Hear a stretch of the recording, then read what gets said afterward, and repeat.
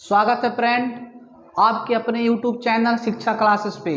तो दोस्त आज हम सब लोग पढ़ने वाले हैं सेल का संयोजन। ठीक है, इसके पहले वीडियो में हम लोगों ने देखा था कि सेल का संयोजन श्रेणी क्रम में किस प्रकार से हुआ था। तो आज हम सब देखेंगे सेल का समांतर क्रम किस प्रकार से होता है। अगर आपने अभी तक पहले वीडियो नहीं देखा है श्रेणी क्रम वाला, तो उस वीडियो को सबसे पहले देख लीजिए, जिससे इस वीडियो को समझने में आसानी होगी। ठीक है, तो आइए देखते हैं कि सेल का समांतर क्रम में संयोजन किस प्रकार से होता है। ठीक, तो मान लेते हैं यह है पहला सेल और इस पहले सेल का जो आंतरिक प्रतिरोध क्या है, R1 है और इसका विद्युत वाहक बल E1 है। यह दूसरा सेल है, इसका विद्युत वाहक बल E2 और आंतरिक प्रतिरोध R2 है। और दोस्त यह तीसरा सेल है, इस तीसरे सेल का विद्युत वाहक बल E3 और आंतरिक प्रतिरोध R3 है। ठीक, तो इसमें करते क्या है, इन तीनों सेल को, यह पहला सेल है, यह दूसरा सेल है, तीसरा सेल है, इन तीनों सेल के पहले सिरे को एक बिंदु पे और दूसरे सिरे को एक दूसरे बिंदु पे जोड़ देते हैं। तो जिससे जो हमको क्रम प्राप्त होता है वह क्रम होता है समांतर क्रम। ठीक,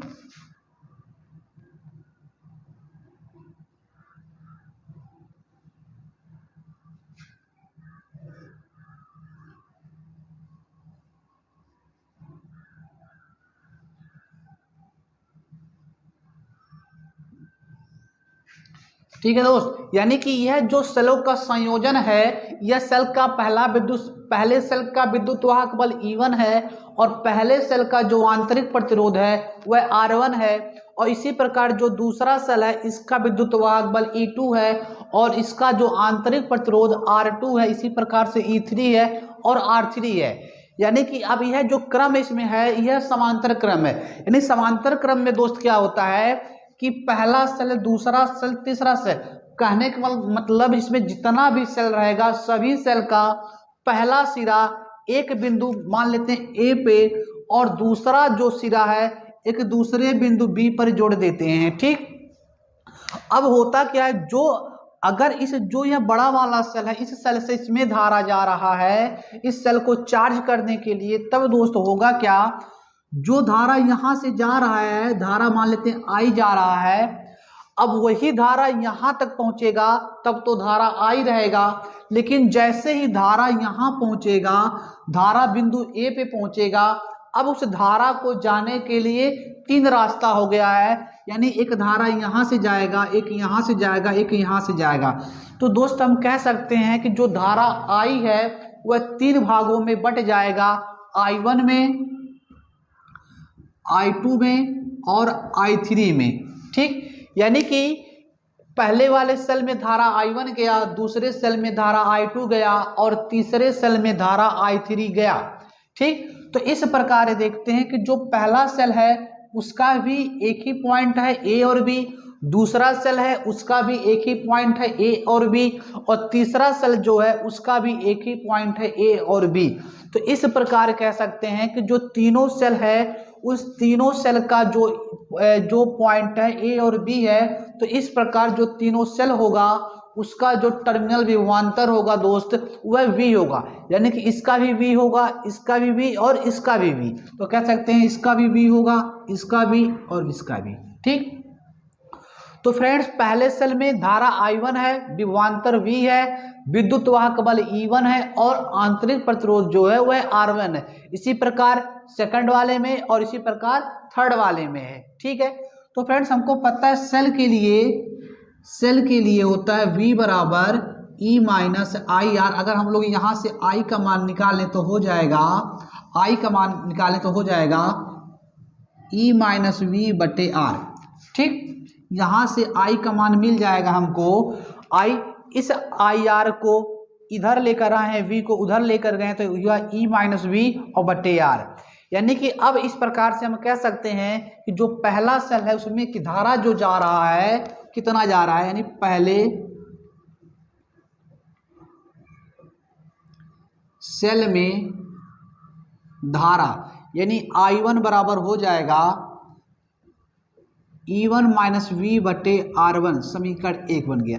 यानी कि जो पहले सेल में जो धारा गया है, I1 धारा गया है, वह होगा E1 माइनस वी बटे R1, चूंकि V सब में सेम है इसलिए केवल V रहेगा। ठीक, इसी प्रकार से दूसरे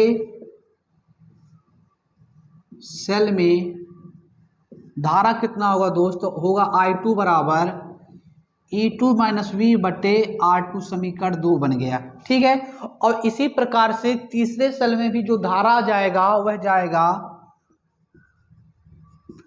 तीसरे सेल में धारा I3 बराबर E3 माइनस वी बटे R3, समीकरण 3। तो दोस्त इस प्रकार से पहले सेल में धारा हो गया, दूसरे सेल में धारा हो गया और तीसरे सेल में धारा हो गया। यानी समीकरण 1 बन गया, 2 बन गया और 3 बन गया। अगर हम तीनों समीकरण को जोड़ देते हैं तो मिलता क्या है, तो जोड़ते हैं तो मिल जाएगा समीकरण तीनों को जोड़ने पर, यानी समीकरण 1 प्लस 2 प्लस का 3, तो मिल जाएगा I1 plus I2 plus I3, और इधर मिल जाएगा E1 माइनस वी बटे R1 plus E2 minus we बटे R2। इसको साफ कर देते हैं तो हो जाएगा दोस्त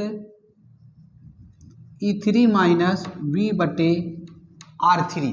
ठीक, यानी कि यहाँ पर जो हो गया I1 plus I2 plus I3, तो दोस्त जो यह I1 प्लस I2 और I3 है, यही जो धारा तीनों है वह इसी धारा का ही तो भाग है। यानी कि हम कह सकते हैं जो I1 प्लस I2 और I3 होगा वह I के बराबर होगा। ठीक, यानी यह हो गया। अब इस क्या करते हैं, दो सबको अलग अलग कर देते हैं, तो हो जाएगा E1 बटे R1 माइनस वी बटे R1 प्लस E2 बटे R2 माइनस वी बटे R2 प्लस E3 बटे R3 माइनस वी बटे R3। तो इस प्रकार दोस्त क्या हो गया, E1 बटे R1 माइनस वी बटे R1 प्लस E2 बटे R2 माइनस वी बटे R2 प्लस E3 बटे R3 माइनस वी बटे R3 हो गया। ठीक, तो अब क्या करते हैं, ये जो चूंकि धारा आई है, अब इस सेल का यानी इस बैटरी का जो धारा होगा वो भी क्या होगा, E माइनस वी बटे R, यानी इसको लिख सकते हैं E माइनस वी बटे R। अब क्या करते हैं, E1 E2 E3 को एक साथ में कर लेते हैं, तो हो जाएगा E1 बटे R1 प्लस E2 बटे R2 प्लस E3 बटे R3। ठीक, और यहाँ से हो जाएगा माइनस V बटे R1 माइनस V बटे R2 V बटे R3। ठीक, तो फ्रेंड्स इसको यहाँ पर लिख देते हैं, इसको यहाँ पर लिख देते हैं, ये हो क्या जाएगा E बटे R, यानी इसको लिख सकते हैं E बटे R माइनस V बटे R, और बराबर हो गया E1 बटे R1 प्लस E2 बटे R2 प्लस E3 बटे R3। और दोस्त इस सब में V कॉमन, तो V को बाहर कर लेते हैं तो बचेगा माइनस V बाहर कर लिए, 1 बटे R1 1 बटे R2 और 1 बटे R का 3। ठीक, तो अगर फ्रेंड दोनों साइड में हम तुलना करते हैं तब हमको देखते हैं क्या मिलता है, तो मिलता है E बटे R बराबर, E बटे R मिल जाएगा E1 बटे R1 प्लस E2 बटे R2 और E3 बटे R3। ठीक, और यहाँ से हमको मिल जाएगा, और यहाँ से हमको मिल जाएगा 1 बटे R बराबर 1 बटे R1 1 बटे R2 और 1 बटे R3, मिल जाएगा 1 बटे R3। ठीक, यानी कि इस प्रकार से जो हुआ E बटे R बराबर हुआ E1 बटे R1 प्लस E2 बटे R2 और प्लस E3 बटे R3 हुआ। ठीक, और यहाँ पर जो आंतरिक प्रतिरोध हुआ 1 बटे R बराबर 1 बटे R1 प्लस 1 बटे R2 प्लस 1 बटे R3। तो दोस्त आज के लिए इतना ही रखते हैं। अब इससे आगे का टॉपिक हम अगले वीडियो में देखते हैं। ठीक।